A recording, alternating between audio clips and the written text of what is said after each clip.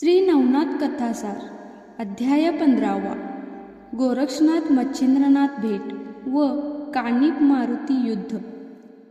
जालंधरनाथाचा शिष्य कानिफ आणि मच्छिंद्रनाथांचा शिष्य गोरक्षनाथ हे दोघे बद्रिकाश्रमात वेगवेगळ्या ठिकाणी तप करत होते। त्यांच्या तपाला 12 वर्षे पूर्ण झाल्यानंतर त्यांनी उद्यापने केली। त्यानंतर दोघे वेगवेगळ्या दिशांनी बाहेर पडून आपापल्या गुरुच्या शोधासाठी रवाना झाले। कानिफ उत्तरेकडे तर गोरक्ष दक्षिणेकडे गेला। गुरूंच्या भेटण्याची दोघांनाही, विशेषतः गोरक्षाला जास्तच उत्कंठ लागलेली होती। गोरक्षनाथ ज्या गावात भिक्षा मागत असायचा तेथे तो मच्छिंद्रनाथाबद्दल आवर्जून विचारणा करायचा, मात्र मच्छिंद्रनाथाबद्दल त्याला अद्याप कोणीही काहीही माहिती सांगितलेली नव्हती। असाच तो फिरत फिरत गौड देशातील हेलापट्टण गावात पोचला। तेथे पहारेकऱ्यांनी त्याला नमस्कार केला। तेव्हा गोरक्षाने त्यांना विचारले की येथे मच्छिंद्रनाथ नावाचा कोणी साधू आला होता का? त्यावर पहारेकऱ्यांनी त्याला उत्तर दिले, येथे तुम्ही सांगता त्या नावाचा नाही, परंतु जालंधर नावाचा एक साधू फार वर्षापूर्वी आला होता। तो येथे काही काळ राहिलाही होता। तेव्हा रोज तो कोणा ना कोणा गायीसाठी रानातून गवत आणत असे। आश्चर्य म्हणजे त्याच्या डोक्यावरील गवताचा भारा अधांतरी तरंगत राहत असे। हे ऐकून गोरक्षाला आश्चर्य वाटले। त्याला तो मच्छिंद्रनाथच असावा असे वाटले। त्याने परत त्या पहारेकरांना विचारले, किती दिवस झाले असतील या घटनेला? कुठे गेला तो साधू? तेव्हा पहारेकऱ्यांनी त्याला सांगितले, या घटनेला 10 वर्षे तरी झाली असतील। तो घाणीच्या जवळ राहायचा। एकाएकी तो गावातून कधी कसा गेला ते कोणालाच कळले नाही। बहुधा एखाद्या रात्री किंवा गुप्त रूपाने तो गेला असावा। ते ऐकून गोरक्षाला एकदम रडूच कोसळले। तेव्हा पहारेकऱ्यांनी त्याचे सांत्वन केले, त्याला धीर दिला आणि ते म्हणाले, अहो साधू महाराज, रडू नका। ते तुमचे गुरु नसतील आणि समजा असले तरी ते सापडतील तुम्हाला कुठेतरी। आता न रडता गावात जाऊन भिक्षा मागून या। ते ऐकून गोरक्षाने स्वतःला सावरले। तो गावामध्ये भिक्षा मागू लागला। एका घरासमोर त्याने अलख निरंजन, अहो माई, भिक्षा वाढा अशी साथ दिली, पण त्या घरात कोणीच राहत नव्हते। ते घर रिकामे होते। मात्र गोरक्ष जेथे उभा होता त्याच्या जवळून जमिनीखालून त्याला अलख निरंजन अशी आपल्यासारखीच साथ परत ऐकू आली। गोरक्षाला त्याचे खूप आश्चर्य वाटले। गोरक्षाने आवाजाला उद्देशून विचारले, यती महाराज, आपण कोठे आहात? खालून उत्तर आले, मी जमिनीच्या पोटात आहे। गोरक्षाने विचारले, आपले नाव काय आहे महाराज? खालून उत्तर आले, माझे नाव जालंधर आहे। तुमचे नाव काय? गोरक्षाने उत्तर दिले, माझे नाव गोरक्षनाथ आहे। माझ्या गुरूंचे नाव मच्छिंद्रनाथ आहे। मी त्यांनाच शोधण्यासाठी फिरत आहे। पण तुम्ही जमिनीच्या खाली कशासाठी बसला आहात? तेव्हा खालून जालंधरने मैनावती व गोपीचंद यांचा सर्व इतिहास गोरक्षाला सांगितला। ते ऐकून गोरक्ष खूप चिडला। तो जालंधराला म्हणाला, तुम्ही परवानगी दिलीत तर मी त्या राजाला भस्म करतो।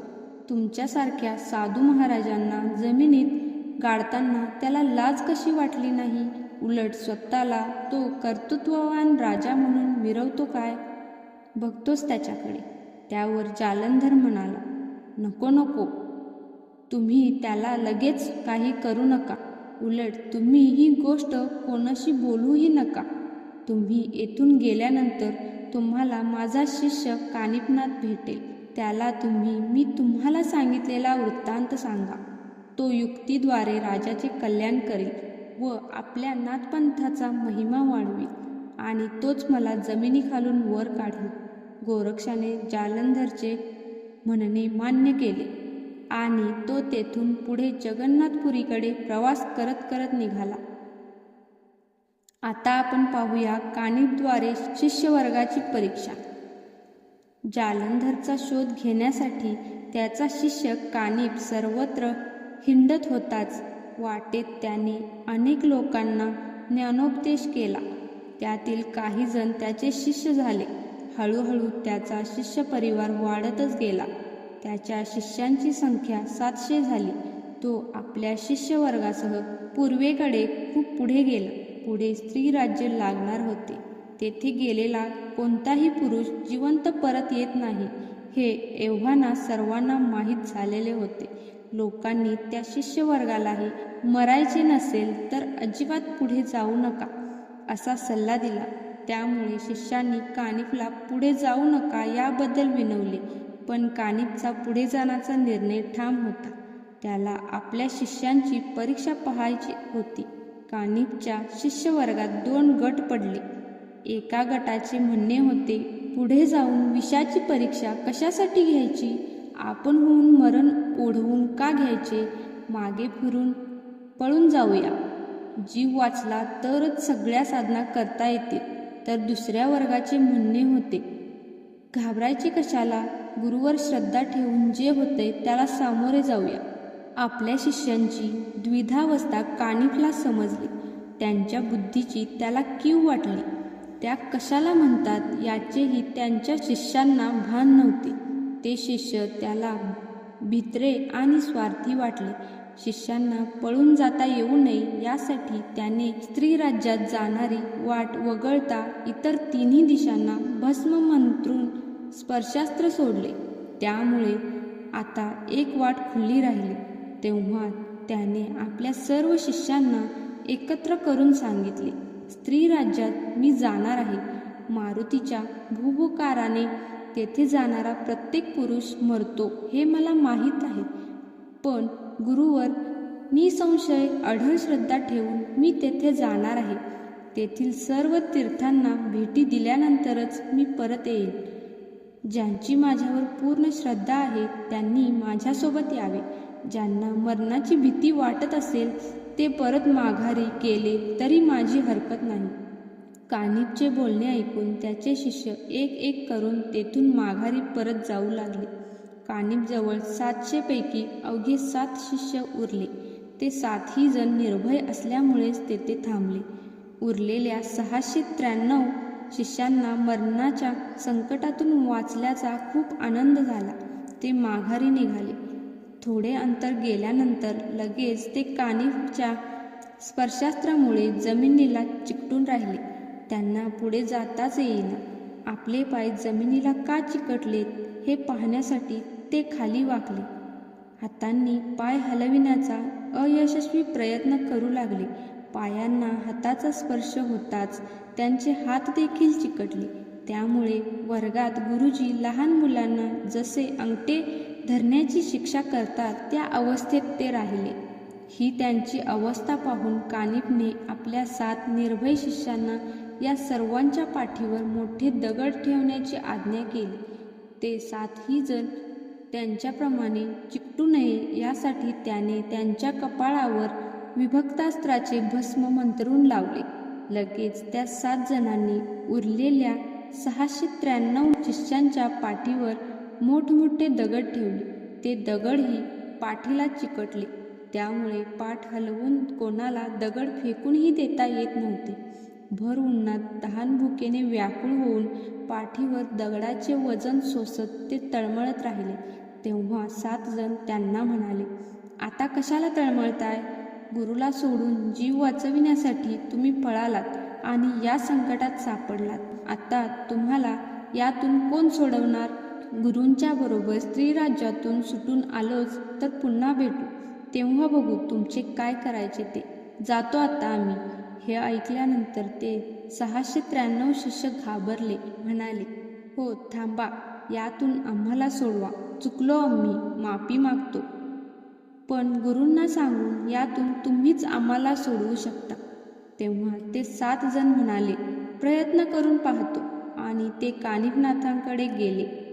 त्यांना घडलेला सर्व संवाद सांगून त्यांनी विनंती केली की त्यांना सोडा. त्यांच्यावर दया करा. आता सोडल्यावर ते धावत येऊन तुमचे पाय धरतील, मागे हटणार नाहीत. कानिफने त्या 7 जणांच्या विनंतीला रुकार दिला. त्यांच्याजवळ त्याने विभक्तास्त्र भस्माची चिमूट मंत्रून दिली आणि त्यांच्या कपाळावर लावायला सांगितली.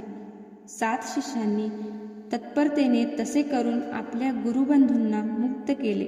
लगेच सर्वांनी आपल्या पाठीवरचे दगड फेकून दिले. सर्वांनी कानिफचा मोठ्याने जय जयकार केला. लज्जितावस्थेत गुरुला शरण जाऊन परत पळून कधीच जाणार नसल्याचे त्यांनी आश्वासन दिले. आता आपण पाहूया हनुमंत कानिफ युद्ध. 700 शिष्यांना घेऊन कानिफ स्त्रीराज्याच्या सीमेवर रात्रीच्या मुक्कामासाठी थांबला. त्याच रात्री रामसेतूवरून भूभुकार करण्यासाठी हनुमंत येत होता. कानिफच्या स्पर्शास्त्रामुळे त्याचे पाय देखील जमिनीला चिकटले, पण वज्रदेही असल्यामुळे त्याने त्या अस्त्राचे काही चालू दिले नाही. त्याला नाथपंथाचे 700 लोक तेथे दिसले तेव्हा आश्चर्य वाटले. त्याला वाटले, मी मच्छिंद्राला मौनाकिनीत स्त्री राज्यामध्ये गुंतवून ठेवला आहे.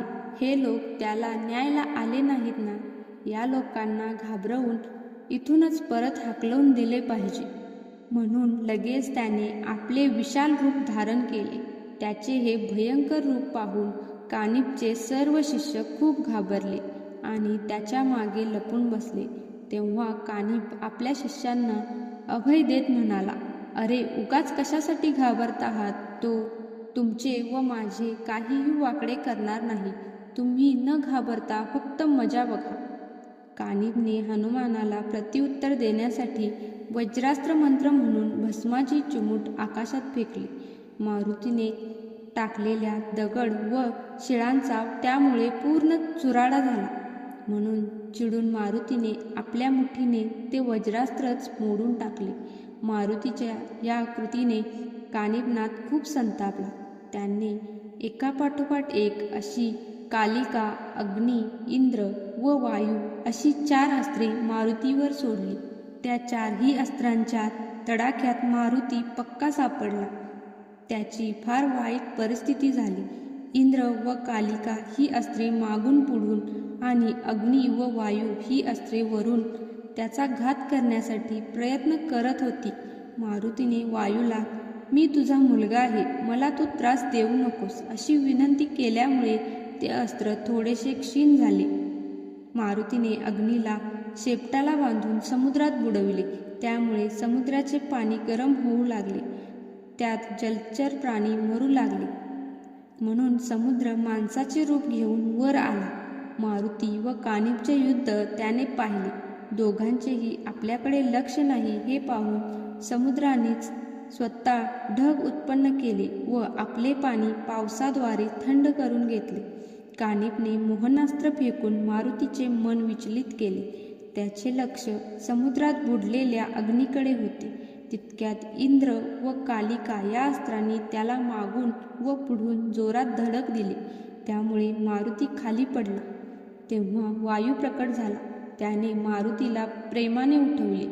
मारुतीने उठल्यावर कानिफच्या दिशेने पुन्हा धाव घेतल्याचे पाहताच वायूने त्याला थांबवले. वायू त्याला म्हणाला, पुत्रा, नाथ खूप बलिष्ठ असतात. त्यांच्याशी भांडत जाऊ नकोस. तू जेव्हा मच्छिंद्रांशी युद्ध केले होते तेव्हा त्याने तुझ्या डोक्यावर पर्वत ठेवून तुला अचल केले होते. त्याच्यासारखेच बळ या कानिफनाथाजवळ आहे. तू त्याच्याशी मैत्री कर. मारुतीने बापाचे म्हणणे मान्य केले. समुद्र व वायू त्याला घेऊन कानिफजवळ गेले व त्यांनी त्याच्याशी मैत्री करून दिली. तेव्हा मारुती कानिफला म्हणाला, तुम्ही स्त्री राज्यात अवश्य जा, पण मच्छिंद्रनाथांजवळ योगाविषयी बोलायचे नाही व त्यांना तेथून बाहेर न्यायचे नाही. मारुतीची ही अट कानिफने मान्य केली आणि तो आपल्या सर्व शिष्यांना घेऊन स्त्री राज्यात गेला. 700 नाथपंथीय लोक व कानिफ नावाचा त्यांचा योगी नेता स्त्री राज्यात आल्याची वार्ता सर्वत्र पसरली. मच्छिंद्रालाही ते समजले. नाथ कानफाटे हे शब्द ऐकताच तो दचकलाच. मैनाकिनीला सोडायचे कसे याचा विचार करून करून त्याच्या मनात भीतीने ठाण मांडले. मच्छिंद्रनाथ मोठ्या राजेशाही थाटात कानिफला सामोरे गेला. त्याने त्याची व जालंधरनाथाची सर्व माहिती समजून घेतली.